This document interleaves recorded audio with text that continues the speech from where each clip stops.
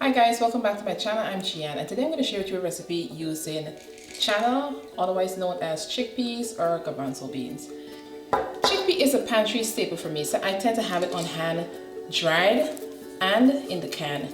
This takes longer to cook and requires pre-soaking. So typically I'll soak this overnight if I'm planning on making chickpeas the next day.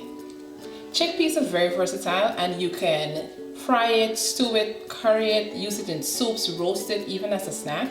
And today I'm going to share with you a recipe that I grew up eating, and we call it boil and fried channa. And essentially the channa is first boiled, then it's sauteed in onions, peppers, a lot of cumin. It's really delicious and it's a very popular Guyanese party food. Stay tuned and I'll show you exactly how I do it. The first step is to soak the chickpeas overnight, and I'm soaking about a cup of chickpeas to 3 cups of water.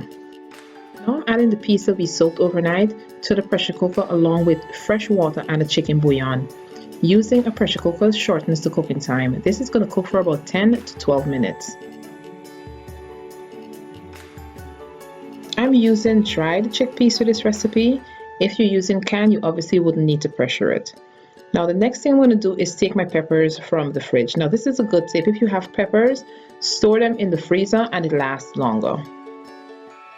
Because I have young children, I'm going to remove the seeds from the wee pepper. Now doing it this way gives you the flavor of the hot pepper without the heat.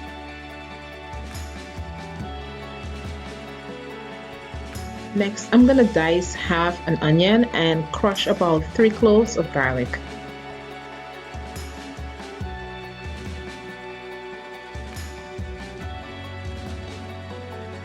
Now the chickpeas have finished cooking and they're just sitting on the side. So I'm going to get started on the final cooking process. To a pan over medium heat, I'm going to add oil.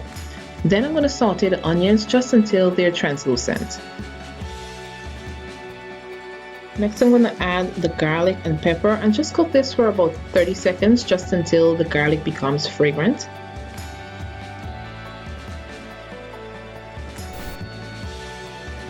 Now it's time to add the chickpea that we cooked earlier in the pressure.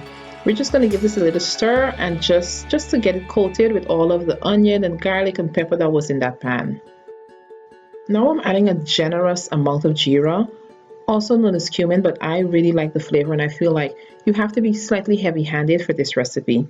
I've also added some salt. And I'm going to let this cook for a few minutes before adding some freshly chopped scallion.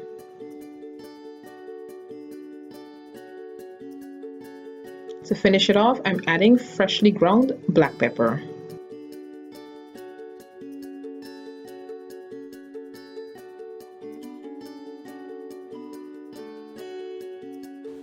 That's it. It couldn't be easier, and this makes a great snack, a great meal. And there's a reason why it's so popular. It's super simple to make and it's absolutely delicious. Let's take a taste.